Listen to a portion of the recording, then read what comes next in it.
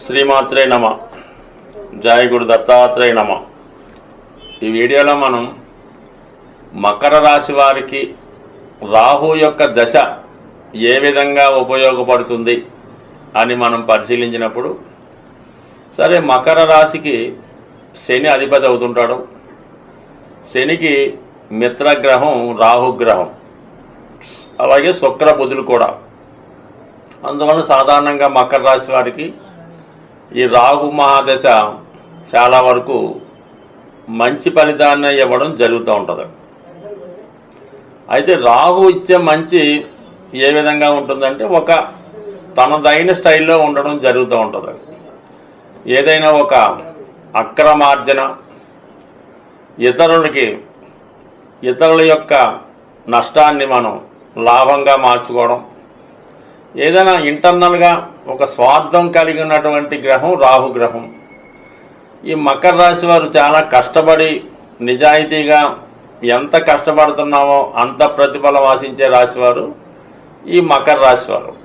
అందుకని ఈ మకర రాశి వారికి ఈ రాహు దశ వచ్చినప్పుడు జీవితంలో ఒకేసారి చాలామంది ఉన్నత స్థాయికి రావడం జరుగుతూ ఉంటుంది. వాళ్ళు ప్రభుత్వ ఉద్యోగంలో ఉన్నా, రాజకీయ రంగంలో ఉన్నా, ఏదైనా సరే అప్పటిదాకా వారి జీవన విధానం ఒక విధంగా ఉంటుంది. రాహు మహాదశ వచ్చిన తర్వాత వారి యొక్క జీవన విధానం, వారి యొక్క లైఫ్ స్టైలు కంప్లీట్గా మారడం జరుగుతూ ఉంటుంది. ఏదైనా రాహు దశ తర్వాత ముందు అన్న విధంగా వీళ్ళ లైఫ్ సాగుతూ ఉంటుంది. అయితే ఈ రాశి వారికి మరి రాహు దశ ఎప్పుడు వస్తుందని పరిశీలించినప్పుడు, మరి ఈ రాశిలో ఉన్నటువంటి నక్షత్రాలు మనం పరిశీలించవలసి ఉంటుంది. ఉత్తరాషాఢ, శ్రవణం, ధనిష్ట అంటే వెరీ పవర్ఫుల్ నక్షత్రాలు అన్నమాట. ఏదన్నా మనకి ఉత్తరాషాఢ నక్షత్రాన్ని జీవితంలో వాళ్ళు చాలా క్రమశిక్షణతో, డిసిప్లిన్గా, వీరు ఏది అనుకున్నా జీవితంలో కష్టపడి సాధించే ప్రయత్నం చేస్తారు. వీరిని ఎవరు కూడా నెగ్గలేరు. అంత సామర్థ్యాన్ని కలిగి ఉంటారు అన్నమాట, అంత స్టామినా కలిగి ఉంటారు. ఎంత కష్టాన్నైనా ఎదుర్కొనే శక్తి ఈ రాశి వారికి ఉంటుంది. అయితే ఈ రాశి వారికి రవి దశలో జీవితం ప్రారంభమై దాని తర్వాత వచ్చినటువంటి 17 సంవత్సరాలు చంద్ర కుజ మహాదశ తర్వాత, అంటే 20వ సంవత్సరం తర్వాత ఈ రాహు దశ వీళ్ళకి జీవితంలో మేజర్ భాగం, అంటే 38వ సంవత్సరం దాకా నడుస్తూ ఉంటుంది. అంటే ఏంటి, పెళ్ళి, ఉద్యోగం, సంతానం అంతా కూడా రాహు దశలోనే నడుస్తూ ఉంటుంది. ఆ సమయంలో వీరు చాలా ఒక ప్రభుత్వ ఉద్యోగిగా ఉన్నా, ఒక రియల్ ఎస్టేట్ వ్యాపారిగా ఉన్నా, కంపల్సరీగా చాలా బిజీగా ఉంటూ ఇంటర్నల్గా 2-3 రకాలుగా ధన సంపాదన చేస్తూ జరుగుతుంది. అంటే మామూలుగా రాహు దశ ప్రారంభానికి ముందు వీరి జీవితం ఒక 10% అనుకుంటే, రాహు దశ వచ్చిన దగ్గర నుంచి 100 to 200% కూడా జీవితం చాలా ఫాస్ట్గా వెళ్తూ జరుగుతూ ఉంటుంది.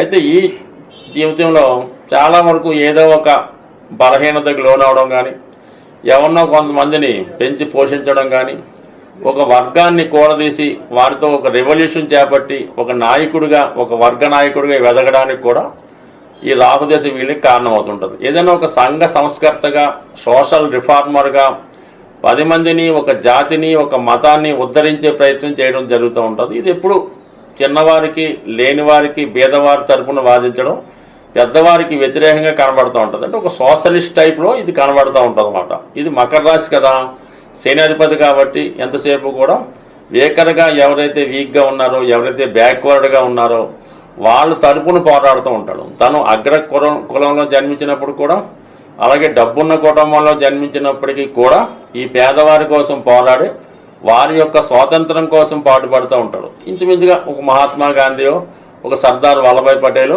ఈ విధంగా వారి జీవితం సాగుతూ ఉంటుంది. బట్ ఏదైనా అప్పుడున్నటువంటి రాజ్యాధికానికి, ప్రభుత్వానికి వ్యతిరేకంగా పోరాడి ఒక ప్రజాస్వామ్యాన్ని స్థాపించి తర్వాత వీళ్ళే ఒక నాయకులుగా మారి ఒక ఎమ్మెల్యేగానే, మినిస్టర్గానే వెళ్ళడం జరుగుతూ ఉంటుంది.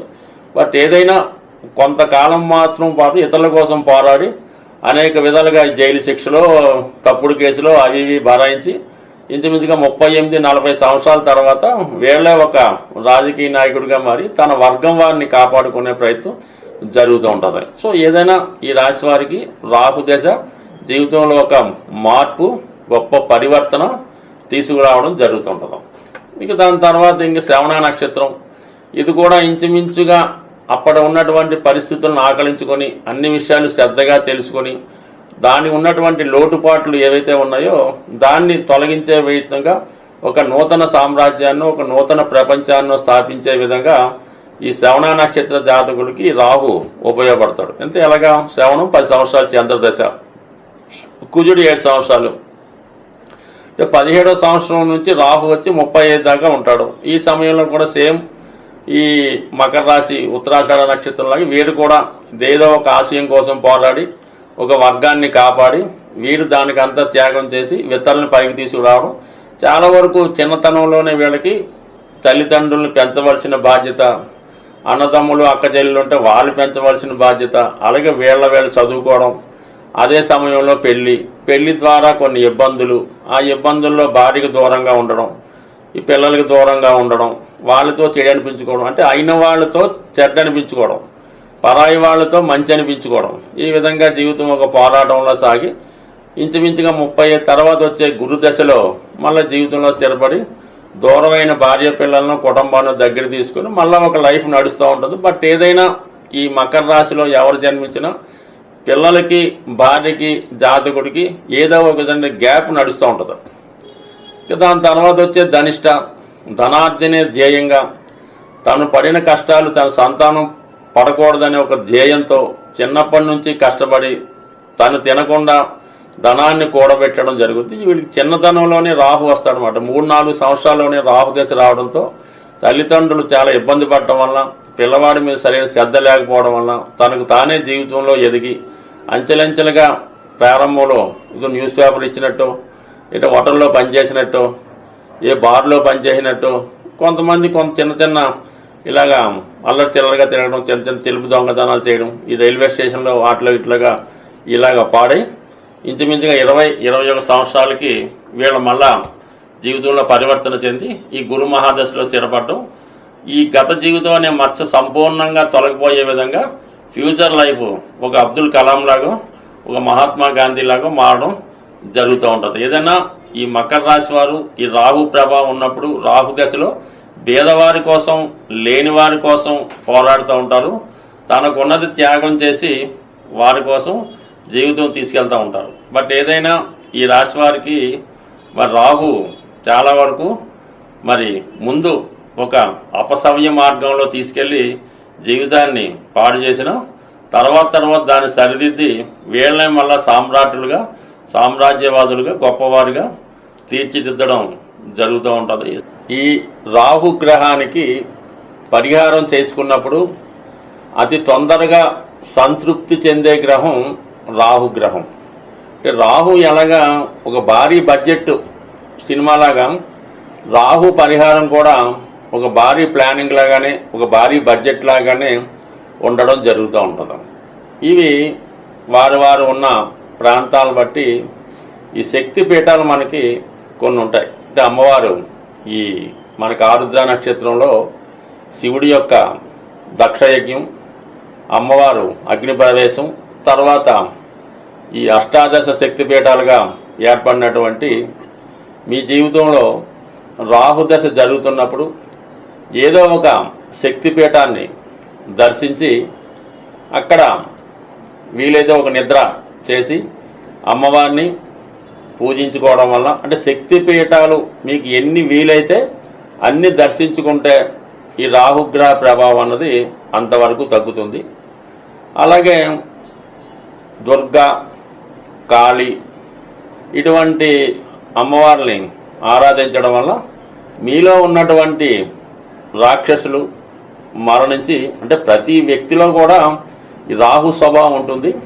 అది మనకు మనమే తగ్గించుకోవాలంటే మనం ఈ చండీ, కాళీ, చండీ హోమం, అందుకనే ప్రధానంగా ఈ రాహు యొక్క పరిహారానికి, అంటే రాహు ఎక్కడో లేడు, మీలో ఉన్న రాహుని తగ్గించుకోవడానికే మీరు అమ్మవారిని ఆహ్వానించి అమ్మవారి శక్తి ద్వారా మీలో ఉన్నటువంటి రాహుని నాశనం చేసుకోవాలంటే మీరు కంపల్సరిగా అమ్మవారిని ఆరాధించాలి. అది చండీ హోమం ద్వారా అమ్మవారికి నిమ్మకాయల దండ, కుంకుమర్చన జరిపించడం వల్ల ప్రతి పరిహారానికి ఒక పరిహారం ఉంటుంది. ఆ పరిహారం జాతకంలో ఉన్నటువంటి వివిధ స్థానాలను బట్టి నిర్ణయించుకొని పరిహారం చేసుకుంటే మంచిది. తీవ్రమైనటువంటి దుష్ట శక్తులతో అంటే అన్ని వ్యసనాలతో బాధపడుతున్న వారికి ఏం చేయాలంటే, మీరు గోశాలని దర్శించి మీ ఎంత బరువు ఉన్నారో వెయిట్ చూసుకోండి. సుమారు ఒక 70 కేజీలు ఉన్నారు.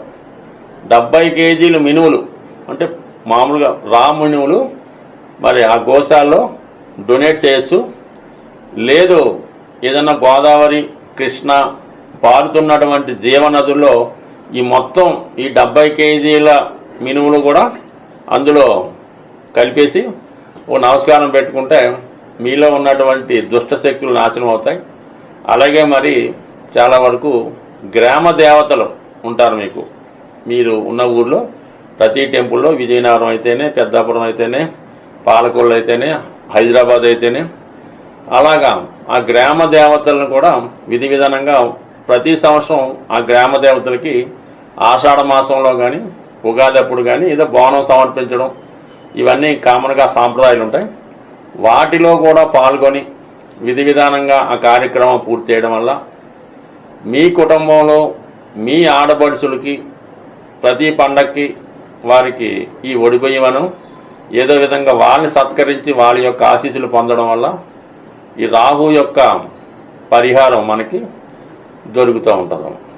ఇంకా ఇంకో రెమెడీ ఏంటంటే, జైల్లో ఉన్నటువంటి ఖైదీలకి, హాస్పిటల్లో ఉన్నటువంటి రోగులకి, వృద్ధాశ్రమంలో ఉన్నటువంటి వృద్ధులకి వాళ్ళకి ఏదో ఒక రోజు వారికి ఇష్టమైనటువంటి ఆహారం, ఇది వాళ్ళకి సంతృప్తికరంగా ఈ ఫ్రూట్స్ కానీ ఈ వడలో గారెలో బిర్యానీయో ఏదో ఒకటి అక్కడ ఏదైతే అలౌ చేస్తారో అటువంటి ఆహారం ఈ విధంగా జైల్లో ఖైదీలకి, ఈ విధంగా రోగులకి, ఇంకా ఫైనల్గా ఏంటంటే ఈ రోడ్డు పక్కన నైట్ టైం వెళ్తుంటే చాలామంది వృద్ధులు వాళ్ళు వీళ్ళు పడుకుంటూ ఉంటారు.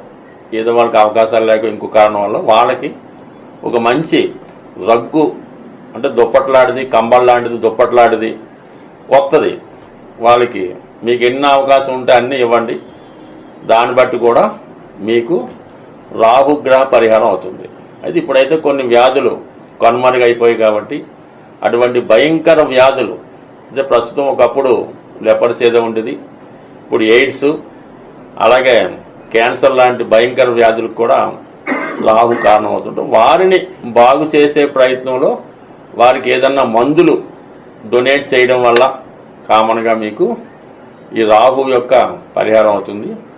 అలాగే వేప చెట్టుని పెంచి పోషించి శుభ్రంగా వేప చెట్టును రక్షించడం వల్ల కూడా రాహు పరిహారం అవుతుంది. బట్ ఏదైనా రాహుని తొందరగా మనం పరిహారం చేయొచ్చు. మీరు ఎంతగా మీరు ఈ విధంగా సేవ చేస్తే మీ ఫలితం కూడా అంత తొందరగా వచ్చే అవకాశం ఉంది. స్వస్తి.